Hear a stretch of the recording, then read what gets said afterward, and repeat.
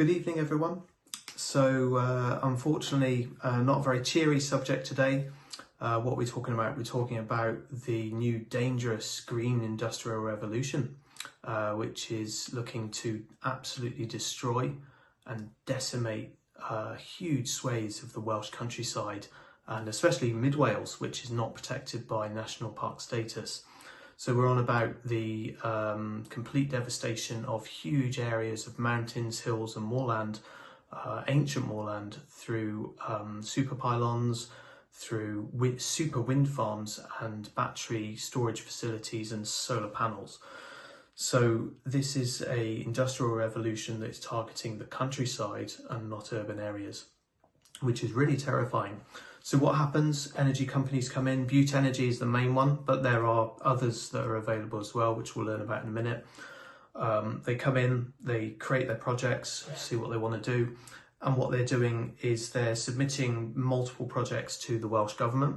Well, initially, local councils, to be fair to them, are dismissing these projects unanimously. But the problem is a lot of them are earmarked as DNS projects, which are developments of national significance. And these go straight to the Welsh governments, and the local councils get overridden, which is, again, really, really scary. It then goes to a department in the Welsh government called PEDW. Now, PEDW is an acronym for, I'll explain later, as planning and environment, decision something Wales, something like that, but I'll explain what that is later. But effectively, PEDW decide, they weigh up the pros and the cons, and they make a recommendation to a lady called Rebecca Evans, who is a Welsh minister, an MS member of Senedd, I think for Gower, Welsh Labour, and she is the Secretary for Environment, Energy and Planning, or Economy, Energy and Planning. So she, quite frighteningly, is an autocrat who decides effectively whether a wind farm or one of these huge energy projects goes ahead or doesn't. So we have one single person who effectively is in charge of the fate of enormous areas of Wales, Welsh countryside, Mid Wales, and places where a lot of local people live. So it's really, really scary. So without further ado, I will bring you to the second part of the video, where I have written a letter to Rebecca Evans, who's the key person in this entire process to get through to. And in my letter to Rebecca Evans, I think you'll find it self-explanatory. It explains the entire dire situation that we find ourselves in. It's really, really sad. It's really, really, really, really bad. So yeah, without further ado, I'll take you to the letter section and I'll explain. Hi guys, sorry, I forgot this really important information. I've had to edit this a little bit in. So in the description to the video, there are three key things I've added. I've added the email for Rebecca Evans. So if you'd like to email her, she's the #1 top person to politely object to and send feedback to. So she's in there.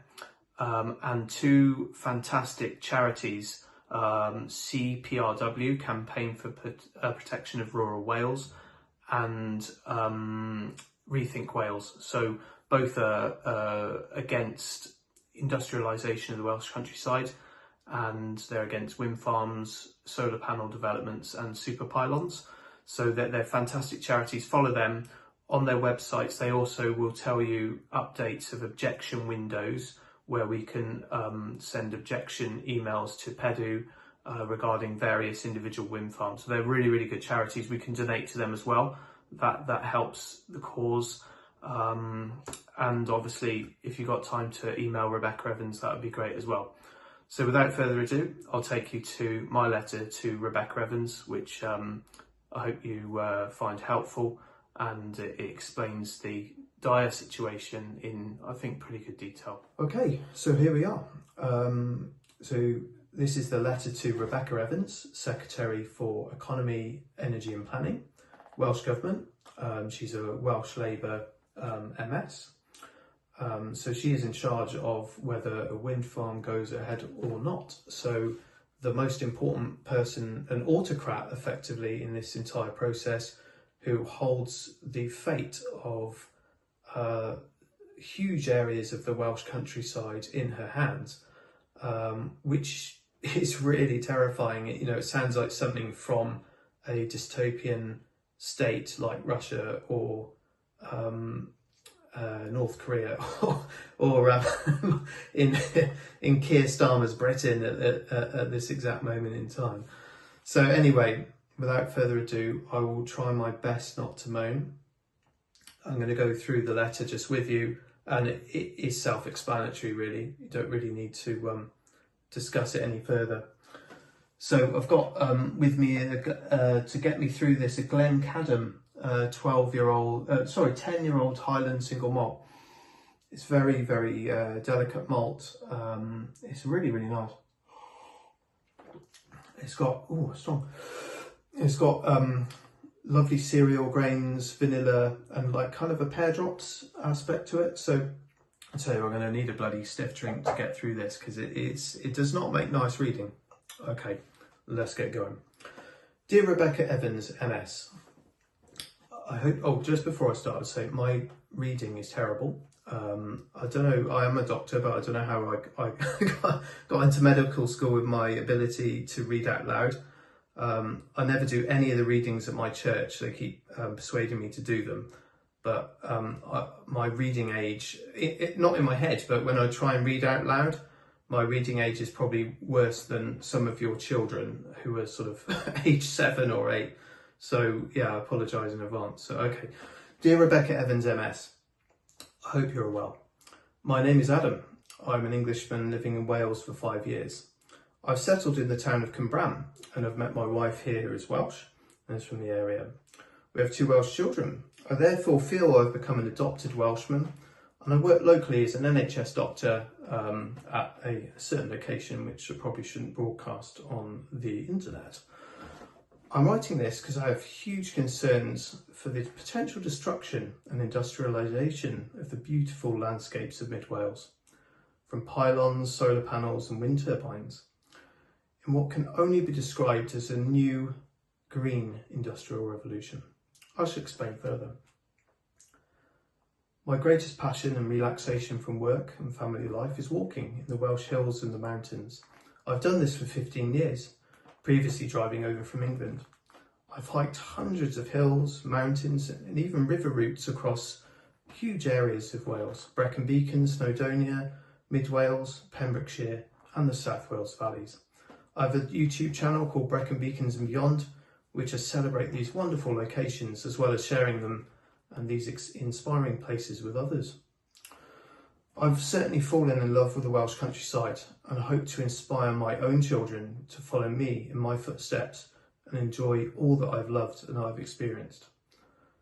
Of all the walking locations in Wales, I've recently discovered that Mid Wales is the jewel in the crown of the Welsh countryside. Although a vast area, it is a region typified by beautiful river valleys. Wye, Irvon and Towie are great examples.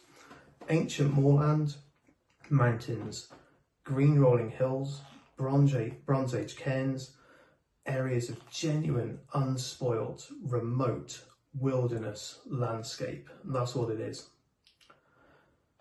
But not bleak landscape. It's just, you have to go there to really understand what it's like. It is just unbelievable. These areas are also home to wonderful wildlife, including rare moorland birds, birds of prey, deer, red squirrels, amongst many others. I was horrified to recently discover plans for giant wind farm developments across much of Mid Wales, mainly by a company called Butte Energy, although other companies are involved such as Wind2 and Octopus Energy.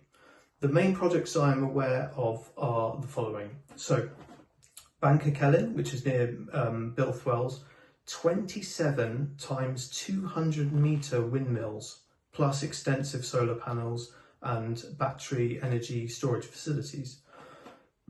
Excuse me. Aberdew Hill, which is the opposite side, which is absolutely stunning. One of the best hills I've walked this year.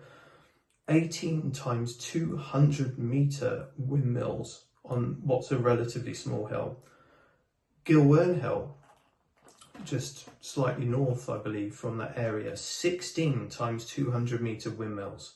Hendy, which is near Llandegli Rocks, of which that is a beautiful, stunning area. And this is up to 7 turbines near what is one of Mid Wales' best beauty spots. Nant Mithill, so this is one that you can oppose to at the moment. The objection window is open.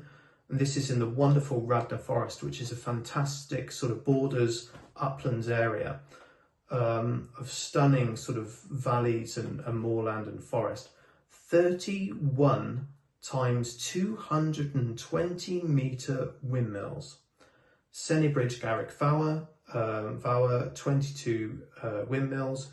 Ceredigion Forest, which near Lampeter, which apparently is a hub for the rare red squirrels. Sound like Jonathan Ross, I don't know where red squirrels. 19 windmills, and Plynlimon, which is obviously the highest point in the Cambrians, Glas Lynn, 26 times 200 metre windmills, and that is another jewel in the crown of Mid Wales. It is spectacular, remote moorlands and the highest point in the Cambrian Mountains. So out of these 5 locations, 5 super wind farms have been applied for in Radnorshire, which is by far one of the most beautiful parts of Mid Wales in terms of unspoilt moorland, green rolling upland areas and Wye Valley. If allowed to go ahead, the whole region of Radnorshire would have its countryside ruined, desecrated and industrialised.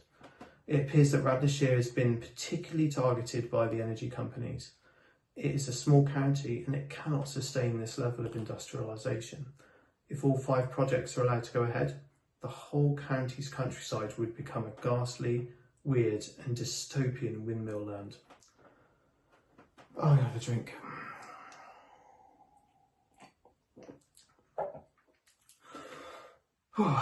It really makes my blood boil, this. So, the term super wind farm, also described as energy parks, is appropriate to describe many of these due to the sheer number of wind turbines planned, up to 31 in some locations. These are also planned to be 200 metres tall, twice the height of Big Ben. Can you imagine that? In a countryside location. Each windmill and not just drab countryside, we're on about hilltops, we're on about mountains, we're on about amazing, wonderful moorland landscapes. Each windmill requires an enormous concrete base, probably this bigger than my house, to be plugged into the moorland, digging and landscaping, destroying habitats for wildlife, as well as completely destroying the aesthetics and solitude of these beautiful hilltops. The hills also require access roads constructed into their sides, destroying the landscape and aesthetics further. Small local villages will be plagued by heavy goods vehicles for years with noise pollution and putting traffic to a complete standstill. The impact on local residents in the beautiful villages around these developments will be enormous. Local run rural roads were never designed for this degree of industrial traffic, and there would be a significant impact on tourism to the area. In the summer months, many of the local businesses rely on tourism and holidaymakers enjoying the countryside. Most importantly, none of the local residents ever voted for this. On an additional note, each windmill requires lights on the top of it to warn low-flying aircraft at night. This light pollution will destroy Mid Wales' dark sky parks, one of the few areas in the UK where one can actually view the whole of the Milky Way galaxy, probably on a par with some of the American wildernesses. And I've seen the Milky Way in Bryce Canyon National Park in Utah, and it's one of the best things I've ever seen in my entire life. You can see that in Mid Wales, and there's not really many places you can see that in the UK. Huge motorways of super pylons will need to be constructed to transport the energy to the national grid, further destroying and industrialising the countryside. And these are huge pylons as well that are over 200 metres tall. Some parks have plans for a carpet of solar panels, transforming once green rolling hills into something from a dystopian sci-fi nightmare. Local councils have unanimously opposed and rejected these wind farm developments. However, I've recently learned that the Welsh Government in Cardiff has overturned some of these local decisions because the developments come under the category of DNS, Developments of National Interest, or National Disinterest, I would say. And what's scary also is that there's a lot of people that don't even know that this is happening. A lot of people I speak to about my local wind farm plans, they've never even heard of it. They don't even know it's going to go ahead. And they're shocked when they learn about it. They're disgusted by it. But it seems to be being crept in through the back door. The final decision of whether they will go ahead, I believe, lies with the Welsh Government Minister in charge of PEDW, which is Planning and Environment Decisions Wales. I actually think it lies directly with Rebecca Evans, and I'll put in the letter with yourself.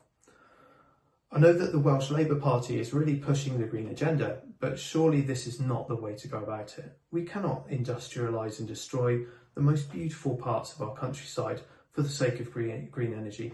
It seems nonsensical. It's like robbing Peter to pay Paul. It is absolutely, completely and utterly bonkers.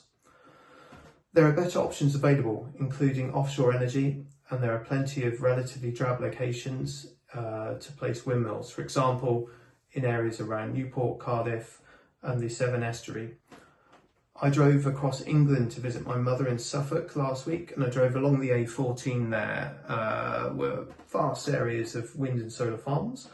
This is a perfect location along one of the UK's biggest roads, and a region that's relatively drab and already semi-industrialised, with large areas of sort of semi-rural towns, retail parks containing the usual B&Q, McDonald's and Halfords.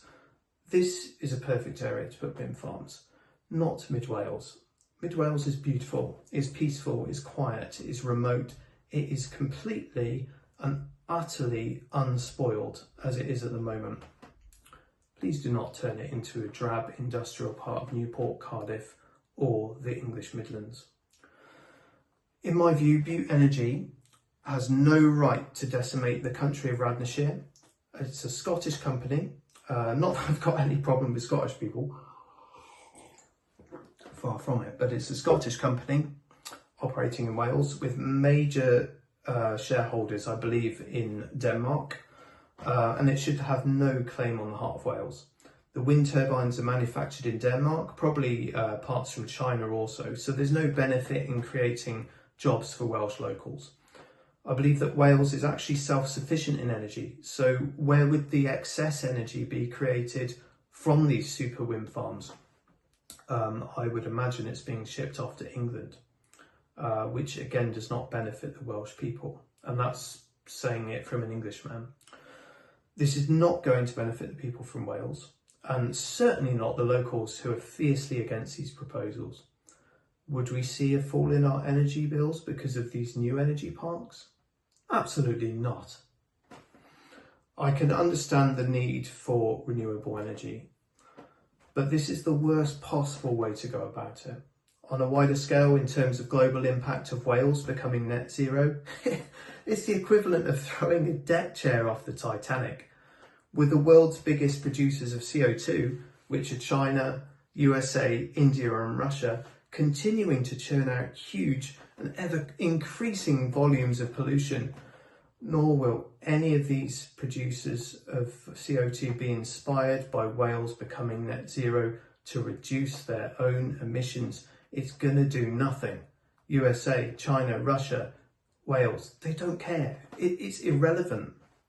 Just because Wales goes net zero, it doesn't create a safety pocket around Wales. It's a global impact. It's a global potential catastrophe, isn't it? Which, you know, we all believe in global warming.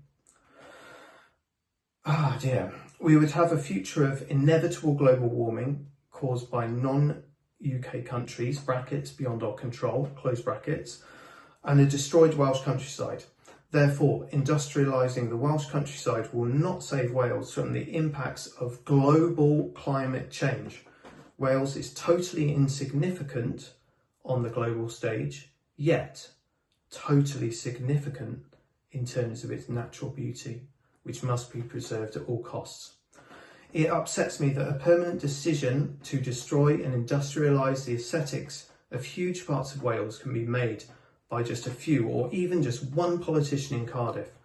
Potentially ones who lead I'm saying potentially because I don't know, but potentially ones who lead an entirely city-based lifestyle and probably have never walked a hill in one of the proposed locations for the wind farm developments in their life. How should this be fair or reasonable? Nobody would vote for it.